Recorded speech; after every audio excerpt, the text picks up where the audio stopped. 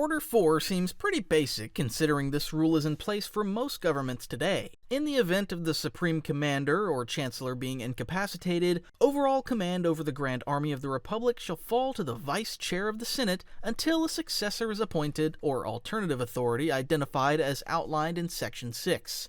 Essentially, this order is put in place so that the succession of the government falls through the proper channels should something terrible happen to the Chancellor.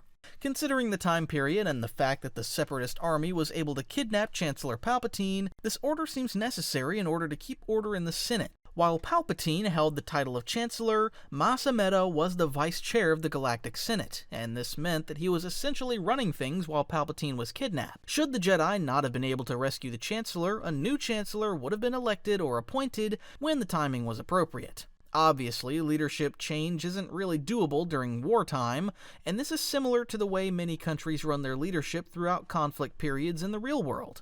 Order 5 stated, in the event of the Supreme Commander being declared unfit to issue orders, as defined in Section 6, the Chief of the Defense Staff shall assume command of the Grand Army of the Republic and form a strategic cell of senior officers until a successor is appointed or alternative authority identified. This is yet another order that is essentially taken out of the real-world playbook of the governments around the world. No one wants a leader that is considered to be incompetent to be put in charge of their government. This is not the same thing that Padme did with Chancellor Valorum, though. Valorum was never deemed incompetent of his duties, but Padme's vote of no confidence was in response to his reaction to the Trade Federation blockade of her planet. Had Valorum been seen to be too dumb or corrupt to officially respond to any motions being brought to the Senate, this would have been more in line with Order 5. But considering the fact that all these orders were created by Palpatine, it's safe to assume that all of these were put in place to make it easier for him to retain his seat of power if someone else took over at any point.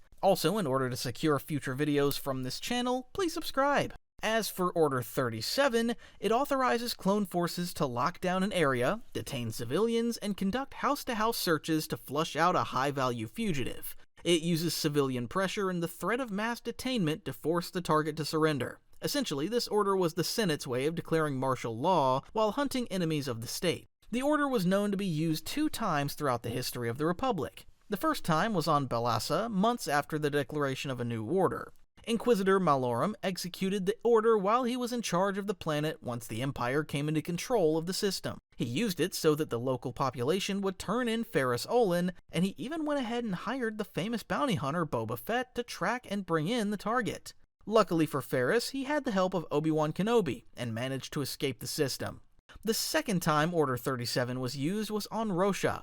In 19 BBY, a mass attack occurred on the system after the order was put in place. There were 2 purposes for this attack. First was to hunt down resistance members that were present on the system. Second was to gain Bog Davinian support on Samaria, which was the neighboring system. Both planets had originally been supporters of the Confederacy of Independent Systems, so it only made sense to try and keep them in the Empire once the new galactic order was being implemented. A follow-up file was put into the system to go along with Order 37 that was called Scenarios for Body Disposal Post-Order 37, and it went over possible ways of disposing of the wanted target ranging from space purging to incineration. This order was first mentioned in the Last of the Jedi book series, which went over the details of existence after the events of Order 66, as seen through the Jedi Padawan Ferrus Olin.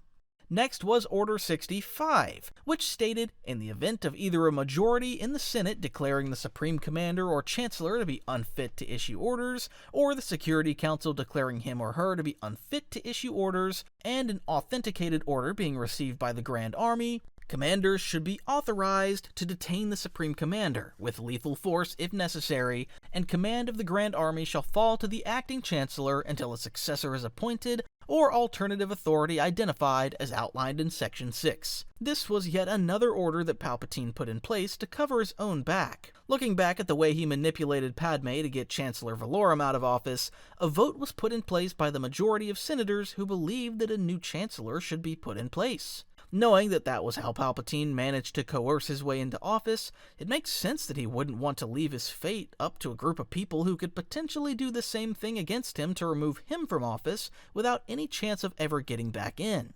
Even though this order was never put into place, it was mentioned by Clone Commando RC-3222 while talking with Jedi General Etain Tur-Mukan and squadmates RC-5108, 8843, 995 days after the Battle of Geonosis. While they were essentially just going over the 150 contingency orders, the order was never officially put into effect. If anything, Palpatine made sure that his end of the plan was covered in case his reign was ever questioned or put in jeopardy. Finally, we've got Order 66, which everyone is familiar with, but the official wording of the order is: in the event of Jedi officers acting against the interest of the Republic, and after receiving specific orders verified as coming directly from the Supreme Commander, or Chancellor in this case, Grand Army commanders will remove those officers by lethal force.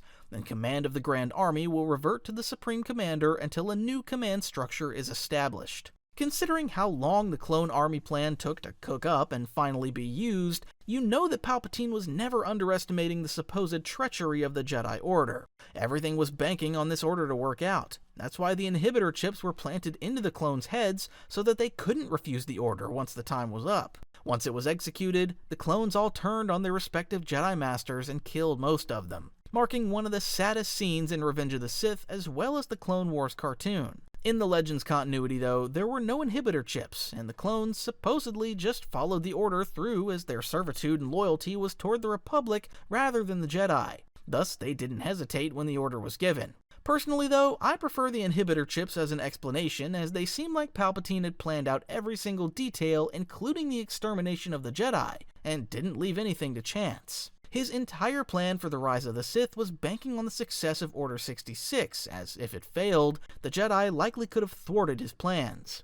He even had an order created just to test that Order 66 would be using the Separatist droid army. Order 99 was a directive programmed into specific droids to test how easily their allegiance could be changed after the order went into effect.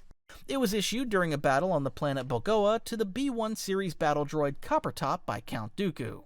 And this was only mentioned in the comic book, The Only Good Clanker. From Star Wars The Clone Wars 6.26.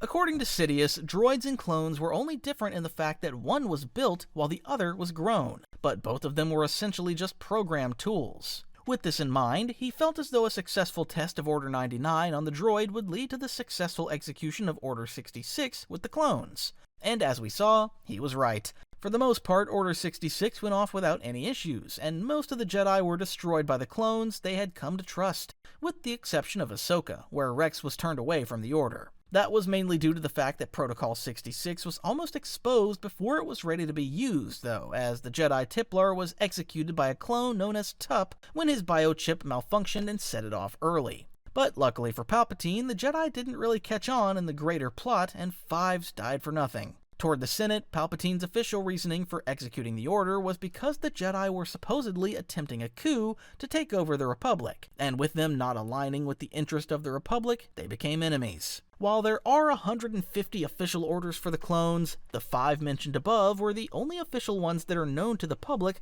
along with Protocol 99. With that said, there are non-canon ones that have been witnessed in other forms of media. One of these orders was Order 6, which was officially released in LEGO content. According to LEGO, this order was issued whenever it was deemed that the clones needed to throw their comm links away quickly. Seems useful, right? Okay, LEGO clearly used this as a joke, but hear me out. The order itself could have been deemed useful depending on the situation, and could have helped keep the location of other units and commanders a secret to an invading force, if the clones were ever captured, as they'd have no comm links to communicate with them. Yeah, okay, I see that's a bit of a stretch. During Star Wars Miniatures, the Clone Wars advertisement, clones are seen mentioning orders and wondering which one they were up to, and they quickly mention Order 64 and 65. We now know that Order 65 is part of the canon storyline and what its purpose was, but this is the only mention of Order 64, as clones and Commander Tano are attempting to capture General Grievous. While the description of the order is never confirmed, it's cool to hear that even the clones are confused about which order they're on. Finally, we have Order 67, which also comes from LEGO as it's witnessed in LEGO Star Wars The Skywalker Saga. It's also funny because 6-7, oh my god, I really hope this meme isn't funny anymore when this video goes up. Order 67 was accidentally put in place during the Battle of Utapau, and Commander Cody and his squad break out into dance before Sidious goes back to Order 66.